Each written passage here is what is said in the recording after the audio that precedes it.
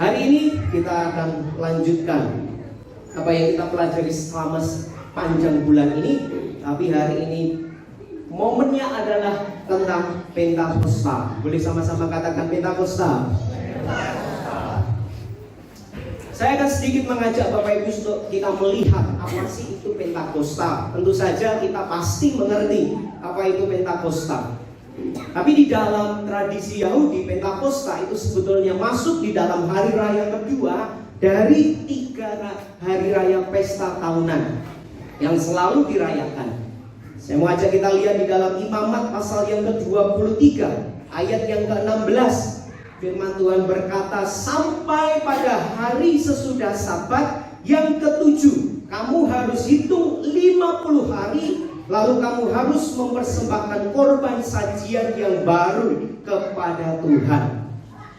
Jadi 50 hari merupakan waktu atau jumlah hari yang dihitung sejak persembahan berkas jelai pada permulaan hari raya Paskah, Bapak Ibu Saudara. Nah, pada hari yang ke-50 itulah dirayakan sebagai hari raya Pentakosta. Karena di situ ada juga 7 minggu, biasanya juga disebut dengan hari raya 7 minggu. Itu di Perjanjian Lama. Hari itu menandakan bahwa itu selesai menuai jelai, lalu juga itu waktunya udah selesai menyabit gandum, dan mereka harus memberikan korban syukur sebagai persembahan. Isinya apa saja sih sebetulnya di Pentakosta Perjanjian Lama? Di Imamat 23 ayat 21 dikatakan bahwa pada hari itu juga kamu harus mengumumkan hari raya dan kamu harus mengadakan pertemuan kudus. Janganlah kamu melakukan sesuatu pekerjaan berat. Itulah suatu ketetapan untuk selama-lamanya di segala tempat kediamanmu turun-temurun. Jadi waktu hari raya itu diumumkan harus ada pertemuan kudus. Lalu tidak boleh melakukan pekerjaan berat. Semua laki-laki di Israel itu harus berkumpul dan hadir di tempat kudus. Itu Pentakosta Perjanjian Lama. Nah, di dalam Perjanjian Baru kita sering mengenal Pentakosta sebagai hari di mana Roh Kudus dicurahkan. Itu betul. Maka saya ajak kita lihat di PB di dalam Kisah Para Rasul 2 ayat yang pertama dikatakan bahwa ketika tiba hari Pentakosta, semua orang percaya berkumpul di satu tempat. Boleh di next. Nah, di situ tidak ditulis ketika tiba hari Roh Kudus dicurahkan. Tapi ketika tiba hari Pentakosta, karena momennya memang pas dan tepat. Itu sebabnya kita bisa melihat, kalau kita membaca ayat-ayat selanjutnya, di situ akan terlihat bahwa banyak orang dari negara-negara bagian lain pun berkumpul. Kalau saya tidak salah hitung, paling tidak ada 14 bagian yang berkumpul pada waktu itu. Karena mereka mendengar setelah Roh Kudus dicurahkan, mereka mendengar bahasa-bahasa mereka sendiri. Kalau dihitung paling tidak ada 14. Nah, kenapa sih mereka berkumpul pada waktu itu? Karena memang hari raya Pentakosta dan harus ada pertemuan kudus. Nah, ini hanya permulaan Bapak Ibu. Sebetulnya poinnya bukan di sini. Tapi ini sebagai sebuah gambaran bahwa Penta itu artinya 50. Jadi kalau kita melihat dari kronologi waktu, boleh ditampilkan PowerPoint-nya. Pertama kali yaitu Tuhan sudah mati, kita hitungnya dari Tuhan Yesus bangkit. Nah, setelah Tuhan Yesus bangkit, Alkitab mencatat bahwa Tuhan Yesus menampakkan diri kepada murid-muridnya. Itu di dalam Kisah Para Rasul 1 ayat 3 ditulis seperti ini Bapak Ibu. Kepada mereka ia menunjukkan dirinya setelah penderitaannya selesai, dan dengan banyak tanda ia membuktikan bahwa ia hidup, sebab selama 40 hari ia berulang-ulang menampakkan diri dan berbicara kepada mereka tentang kerajaan Allah. Terlalu kecil ya, mohon maaf. Jadi ada tulisan 40 hari. Kalau Penta tadi adalah 50, lalu masa setelah Tuhan Yesus bangkit, dia 40 hari menampakkan diri kepada para murid-muridnya. Nah, setelah menampakkan diri, apa yang terjadi? Tuhan Yesus naik ke surga. Setelah Tuhan Yesus naik ke surga, Dia memberikan sebuah pesan kepada murid-muridnya. Jangan pergi meninggalkan Yerusalem. Engkau harus menanti janji Tuhan, yaitu Roh Kudus. Boleh di next? Tuhan Yesus naik ke surga. Setelah Tuhan Yesus naik ke surga, Dia mengucapkan janji, lalu Roh Kudus dicurahkan. Next lagi. Itu kalau dihitung kronologi waktunya 50 hari. Kenapa kita ada doa 10 hari? Sebetulnya setelah Tuhan Yesus menampakkan diri, 10 hari kemudian Roh Kudus dicurahkan. Tapi pertanyaannya Bapak Ibu Saudara, hari ini kita tahu setelah 10 hari Roh Kudus dicurahkan. Tapi apakah murid-muridnya pada waktu itu mengerti bahwa di hari ke-10 lah Roh Kudus akan dicurahkan? Jawabannya mungkin tidak tahu, mungkin tahu, kita nggak pernah tahu, karena Alkitab nulisnya tiba-tiba. Jadi nggak tahu kapan saatnya dan waktunya. Nah, dalam masa Tuhan Yesus menampakkan diri ini, ada berapa banyak orang sih yang Tuhan jumpai secara pribadi dalam kehidupannya? Kalau kita lihat secara cepat di dalam 1 Korintus pasal 15 ayat yang ke-6, dikatakan bahwa sesudah itu Ia menampakkan diri kepada lebih dari 500 saudara sekaligus. Kebanyakan dari mereka masih hidup sampai sekarang, tetapi beberapa di antaranya telah meninggal. Paulus memberikan sebuah catatan kepada kita untuk melihat ternyata yang dijumpai oleh Tuhan itu lebih dari 500. Itu dalam satu momen karena ditulis sekaligus. Lalu yang lain-lain adakah? Ada yang dijumpai waktu dia mau jalan ke Emmaus, ada yang dijumpai waktu mecah-mecahkan roti, ada yang dijumpai waktu pintu ditutup, tiba-tiba Tuhan datang, ada dijumpai bersama-sama dengan Thomas yang mencocokkan, dia nggak percaya, kan mereka sedang berkumpul. Artinya kita bisa melihat lebih dari 500 orang yang menyaksikan atau mengalami Tuhan masa di mana Dia menampakkan diri. Yang menjadi sebuah perenungan adalah ketika Roh Kudus dicurahkan atau janji Tuhan digenapi, berapa banyak orang yang berkumpul pada waktu itu? Nah, kita menjelaskan dengan jelas di dalam Kisah Para Rasul 1 ayat yang ke-15. Pada hari-hari itu, hari-hari di mana mereka berdoa, berdirilah Paulus di tengah-tengah saudara-saudara yang sedang berkumpul itu, kira-kira 120 orang banyaknya, lalu berkata sekian. Artinya yang terima Roh Kudus pada waktu itu adalah 120. Nah, sebuah pertanyaan muncul, yang lain kemana? 380 orang lebih kemana? Mereka melihat sendiri Yesus, mereka tahu Yesus sudah bangkit dan hidup, mereka juga dengar Yesus bicara secara pribadi. Tunggu, jangan pergi.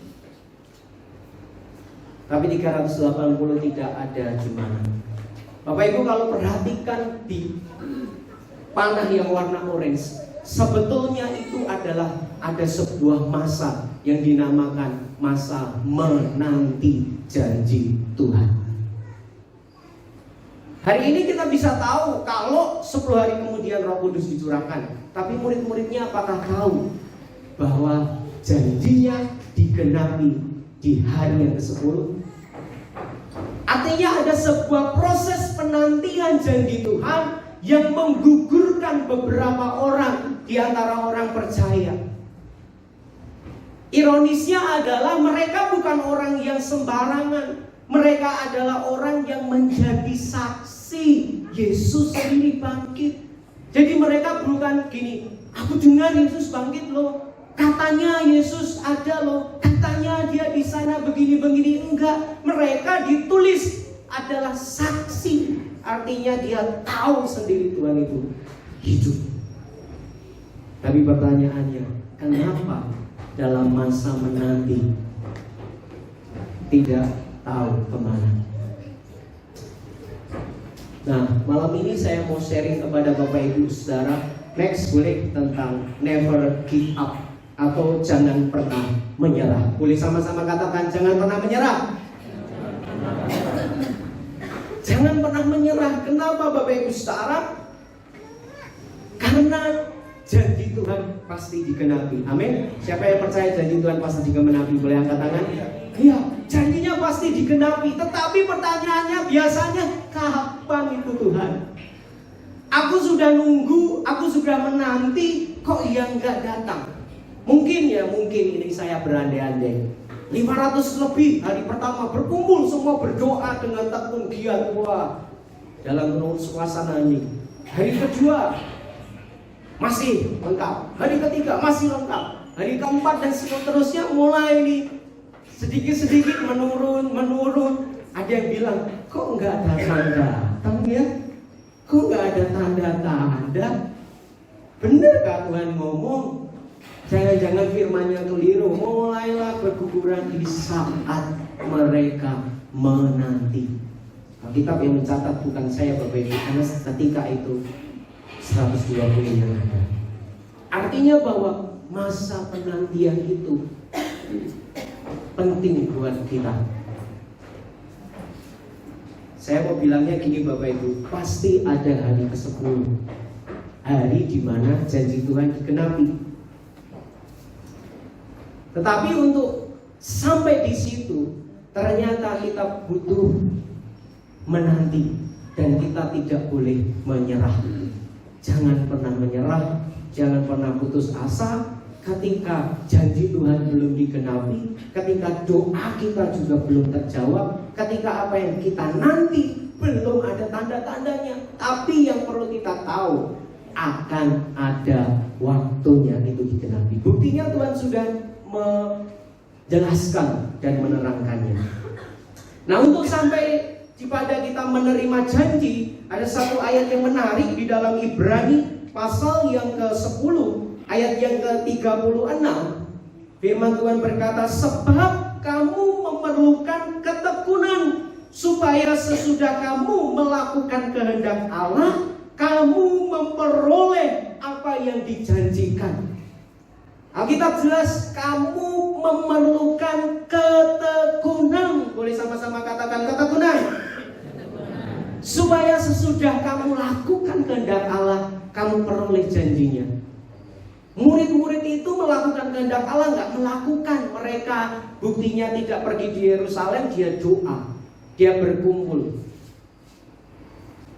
Tapi pertanyaannya, setelah dia lakukan kehendak Allah, sebelum janjinya datang, ketekunannya mulai digoncang, penantiannya mulai meraba-raba, mulai muncul pertanyaan-pertanyaan di dalam pikiran, mulai muncul sesuatu di hati yang menggoyahkan pengharapannya.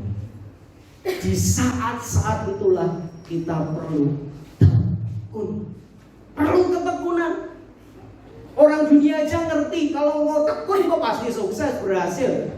Nah, kamu apalah, yang penting tekun aja. Kamu tekuni apa yang kamu punya, pasti akan ada hasilnya. Nah, di dalam Tuhan sebetulnya kita juga perlu namanya ketekunan. Ketekunan bahasa lainnya juga adalah daya juang atau daya tahan, endurance. Kita perlu punya daya tahan. Makin lama harus makin kuat. Karena kita ini bukan lari 100 meter sprint, tapi kita maraton. Kalau sprint cepet-cepetan nih, siapa paling cepat sampai tujuan. Tapi kalau maraton, daya tahannya yang paling kuat. Mana yang lebih kuat, dia yang akan bertahan sampai akhir.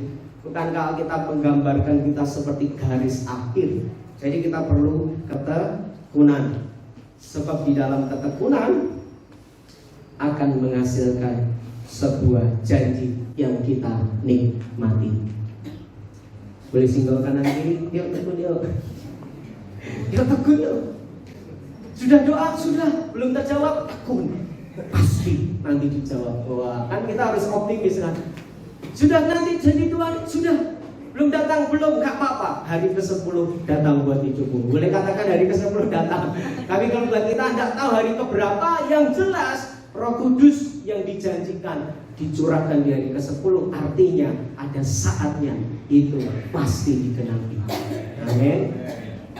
Biasanya yang menggoyangkan ketekunan kita adalah tantangan, mungkin belum kelihatan hasilnya, belum kelihatan tanda-tandanya. Tapi bukan berarti apa yang belum kelihatan itu nggak ada.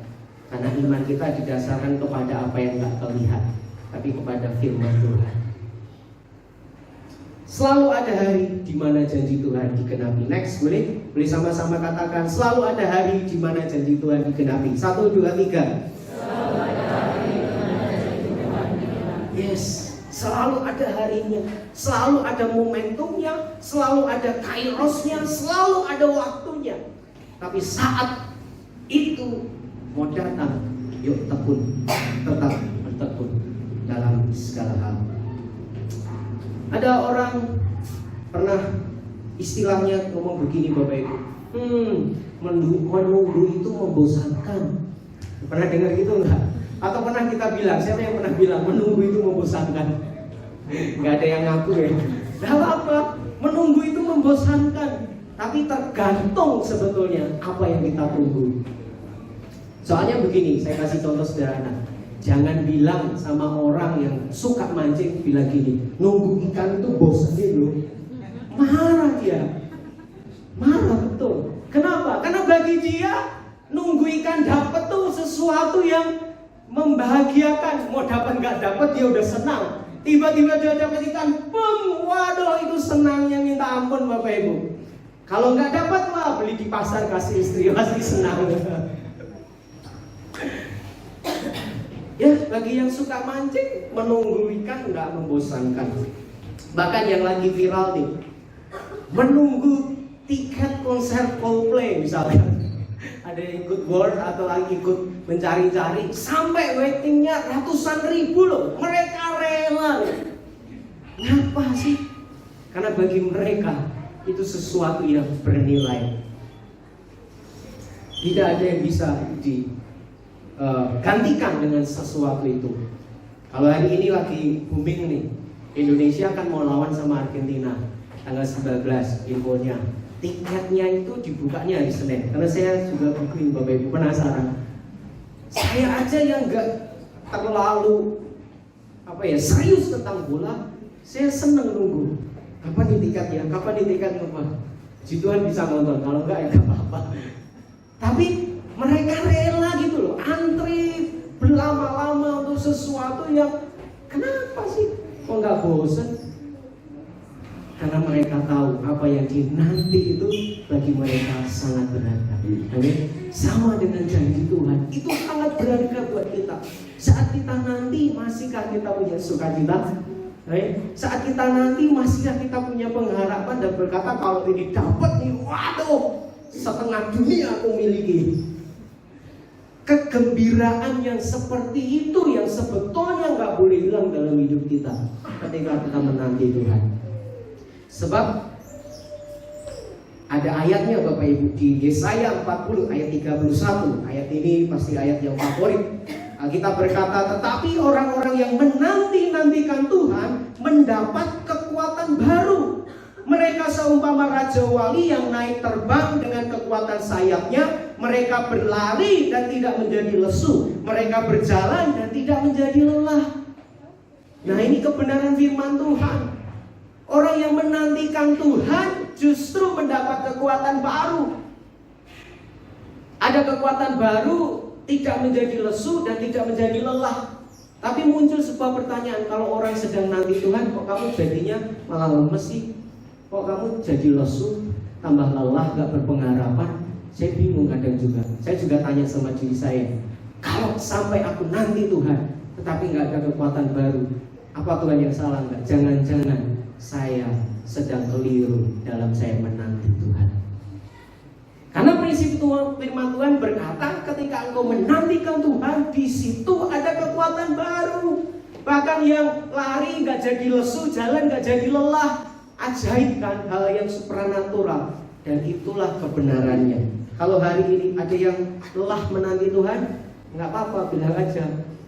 Ada yang makin lesu cari Tuhan, karena kita hidup kan gini ya Bapak Ibu Saudara. Artinya kita masih hidup. Kalau wah itu yang bahaya. Stop terus. Tapi dalam Tuhan, ketika kita menanti ada kekuatan baru. Amin. Coba katakan ke kanan kiri, ada kekuatan baru. Yang lesu jadi kuat, ya. Yang lelah jadi kuat. Saya berdoa pulang dari gereja kita nggak makin lesu, kita nggak makin takut, kita nggak makin itu, tapi makin kuat. Amin. Karena kita nantikan Tuhan, kita cari Tuhan. Ketika cari Tuhan, kekuatan baru terus mengalir. Amin. Yang letih lesu beban berat, Tuhan berkata, datanglah, aku akan memberikan kelegaan. Tuhan itu melepaskan dengan segalanya. Ajaib. Itulah Tuhan. Jadi kalau menanti Tuhan jadi lesu, berarti fokus kita yang harus kita ubah. Jangan kita berfokus kepada kapan, mana. Tidak ada tanda-tandanya. Waduh, itu pasti. Tapi fokus kepada harapan dan percaya. Amin. Sebab Tuhan tidak pernah terlambat. Tuhan tidak pernah terlalu cepat. Sampai ada lagunya kan. Firman Tuhan juga berkata, tangannya tak kurang panjang untuk menolong, telinganya tak kurang panjang untuk tak kurang tajam yang mendengar. Ya. Masih fokus sama saya berarti ya, telinganya nggak panjang ya. Kalau telinga panjang, heboh. Kalau hidung panjang masih ada Pinocchio, telinga panjang nggak tahu. Tapi artinya bahwa kalau kita nanti Tuhan, pasti ada kekuatan baru. Amin. Nggak ada kelesuan, nggak ada keletihan. Saya berdoa Bapak Ibu Saudara, dimanapun Bapak Ibu Saudara berada, ketika nanti Tuhan, kekuatan yang baru terus mengalir. Tidak ada yang letih lesu, tidak ada yang lemah, semuanya kuat sampai akhir. Finishing strong, finishing well. Amin. Yang percaya boleh berikan tepuk tangan buat Tuhan Yesus. Ada satu ayat yang menarik Bapak Ibu. Ini ayat favorit saya bagikan. Ya, kayak nama saya, tapi itu ajaib. Ayub 42 ayat 2. Aku tahu bahwa engkau sanggup melakukan segala sesuatu dan tidak ada rencanamu yang gagal. Ada amin? Berani nggak hari ini, malam ini kita berkata sama Tuhan, Tuhan, aku tahu engkau sanggup melakukan segala sesuatu semuanya, dan tidak ada rencanamu yang gagal. Berani nggak kita ngomong gitu sama Tuhan? Tuhan, aku tahu. Sampai benar-benar kita belum tahu ya, sampai hati kita benar-benar percaya. Kadang saya ngomong di depan kaca, Ayub, kamu harus tahu, ada ayat Ayub 42 loh, kayak namamu loh. Kamu harus tahu dan percaya bahwa Allah sanggup melakukan segala sesuatu. Gak ada rencananya yang gagal. Kadang-kadang kita perlu menguatkan diri kita. Ya, pendeta juga perlu dikuatkan. Betul, pendeta, ibu pendeta, saya kuatkan diri sendiri. Daud pun pernah mengalami, dia perlu menguatkan kepercayaannya. Tidak ada rencana Tuhan yang gagal. Biasanya kita ngomong gagal itu apa sih Bapak Ibu? Gagal kadang gak sesuai harapan, tidak terjadi, atau belum terjadi, tertunda. Tidak terjadi belum berarti gagal sebetulnya, tapi ada masih proses. Belum selesai juga itu bukan berarti gagal, tapi memang masih prosesnya berjalan. Dan saya merenungkan satu hal yang sering mengintimidasi saya Bapak Ibu. Next, boleh nggak? Yang sering mengintimidasi saya itu adalah membuat kita merasa gagal. Kadang-kala saya merenungkan, wah ini kok kayak gini ya Tuhan? Sudah doa nih, sudah lakukan sesuatu, kok belum terjadi? Saya kan maunya kayak saya dikte Tuhan, A, B, C, D, E, E. Dan ya kan gini, kita kan udah berjuang. Wah, itu mulai ada intimidasi. Kamu itu sih, kamu sembarangan sih, nggak punya hikmat, jalan sendiri, anak muda suka-suka sendiri, nggak tahu apa. Itu yang kadang-kala membuat intimidasi datang, yang membuat kita merasa gagal. Namanya juga merasa belum tentu kebenaran. Saya kasih contoh sederhana. Saya punya cincin Bapak Ibu, nggak pamer ya. Saya lepas nih cincin. Saya nggak lihat Saya ini masih merasa saya pakai cincin. Betul. Ini masih terasa ya. Nggak tahu kenapa. Coba Bapak Ibu praktek aja. Kenapa? Karena udah kebiasaan ada. Walaupun nggak ada, merasa ada. Padahal nggak ada. Nah, kegagalan kadang coba diintimidasikan dalam hidup kita supaya kita rasa gagal dan kita nggak bisa menanti Tuhan dengan percaya. Datang sama Tuhan bukan kekuatan yang baru yang didapat. Dengar sini gini kurang apa. Kenyataan ngomong ABC, tapi Tuhan berkata hidup kita tidak ditentukan oleh apa kata orang, oleh apa kata dunia, tapi hidup kita ditentukan oleh setiap firman yang keluar dari mulut Tuhan. Amin. Kalau Tuhan nggak pernah bilang kamu gagal nak, udah kamu aku pecat aja dari jadi warga kerajaan surga, kan nggak pernah. Tuhan itu pengampun, Dia selalu memulihkan. Petrus saja yang sudah gitunya ya, dibilang nyangkal Tuhan. Ada yang berani nyangkal Tuhan? Nggak berani kan? Petrus tuh nyangkal, masih dijumpai sama Tuhan dan diingatkan, kamu penjala manusia, kamu nggak gagal, kepleset iya, jatuh itu biasa. Tapi kalau kegagalan, saya tulisnya gagal itu saat kita berhenti melangkah. Next, boleh nggak? Never give up, jangan berhenti. Amin, Bapak Ibu, boleh katakan ke kanan kiri, jangan berhenti melangkah. Selama kita masih melangkah dan berjalan bersama dengan Tuhan, itu bukti kamu masih kuat dan berdiri bersama dengan Tuhan. Kalau kita berhenti, nah itu baru. Kalau berhenti udah dipanggil ke, nak pulang, udah selesai tugasmu, nah itu puji Tuhan, silahkan cepat-cepat. Tapi kalau belum selesai, jangan pulang dulu, selesaikan. Ya, amin, amin. Ya. Saya meminta teman-teman pemusik boleh maju, saya berikan kesaksian Bapak Ibu. Saya tutup dengan sebuah kesaksian. Suatu kali saya pernah di Jakarta, waktu itu saya belum menikah, saya sudah full timer di sebuah yayasan. Kami pelayanan full dari Senin sampai Minggu Bapak Ibu. Bahkan pagi itu saya harus kerja dulu. Selesai kerja jam 5 harus ngantar gembala. Kita ada PA, pendalaman Alkitab di kota ke kota. Satu kali saya pernah merasa letih dan capek. Sama pimpinan ditekan supaya ikut terus. Waduh, gimana nih? Yang lain aja habis kerja enak duduk-duduk. Kita masih perlu ikut. Lalu dari bawah juga ditekan sama orang-orang yang kita pimpin, bilang harus jadi contoh dong, teladan. Nah, saya seperti sandwich, sekarang kan lagi viral tuh, sandwich generation. Apa itu? Ditekan dari atas, ditekan juga dari bawah, kejepit di tengah-tengah. Nggak bisa nih. Sampai kapan begini terus Tuhan? Rasanya aku capek. Sampai satu titik saya benar-benar capek dan bilang gini, sebenarnya nggak boleh, tapi ini saya alami, saya akui dosa. Tuhan, aku mau berhenti aja melayani. Melayani kok capek sih. Kok gini sih, pemimpin keliru terus ini gimana lagi? Yang dipimpin juga kok gitu sih. Tahu sedikit dong. Aku habis kerja aja pulang-pulang kalian enak masih SMA SMP, tapi pegang gitu. Saya bilang sama Tuhan, Tuhan saya mau give up. Saya menyerah aja lah. Nggak mau lah teman-teman, nggak mau pelayanan. Ngapain sih pelayanan, capek. Nggak ada yang ngerti. Udah berkorban aja disalah mengerti terus. Sampai satu titik saya benar ngomong gitu sama Tuhan, duduk di meja kantor. Saya bilang, Tuhan, angkat tangan, mau nyerah. Duduk sebentar. Tiba-tiba ada satu lagu muncul Bapak Ibu. Lagunya ngomongnya gini, Tuhan harus menyerah pada apapun juga, sebelum ku coba semua yang ku bisa, tapi ku berserah kepada kehendakmu. Hatiku percaya Tuhan punya rencana.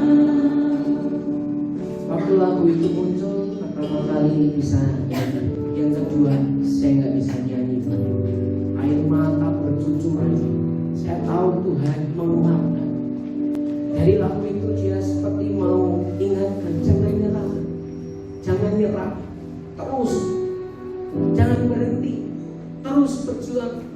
Aku yang memilih kamu, bukan manusia. Bahkan aku yang menempatkanmu di posisi yang sekarang kau ada. Walaupun digencet kanan kiri diproses, itu yang terbaik buatmu. Saya nangis Bapak Ibu Saudara, kayak anak kecil nangis sejadi-jadinya. Setelah sekian lama pelayanan gak pernah ngalamin itu, saya nangis sama Tuhan. Sebab Dia kuatkan. Saya print lagunya besar-besar, saya tempel di meja saya. Di situ kan ada kaca di atasnya, jadi kelihatan jelas. Oh, akan menyerah. Apapun. Setiap kali duduk saya lihat itu, saya nyanyi, saya ingat Tuhan, saya nangis di hadapan Tuhan. Ampuni aku Tuhan. Dan Dia itu baik. Ketika lemah Dia gak bilang, udah kamu kan udah mau nyerah, udah enggak. Dia kuat. Semalam hari ini pesan Pentakosta bukan tentang Roh Kudus lagi Bapak Ibu Saudara. Roh Kudus Bapak Ibu Saudara sudah banyak dengarkan di gereja-gereja. Tapi hari ini dia dekat, seperti mengingatkan, yuk tekun, janjinya pasti digenapi. Apa yang kamu doakan, harapkan pasti akan terjadi. Tapi jangan give up, jangan menyerah, jangan menyerah. Terus berharap dan percaya, tangannya pasti menolong. Dan Dia sanggup melakukan segalanya. Ingat Ayub 42, Allah sanggup melakukan segala sesuatu. Tidak ada rencananya yang gagal. Amin. Boleh katakan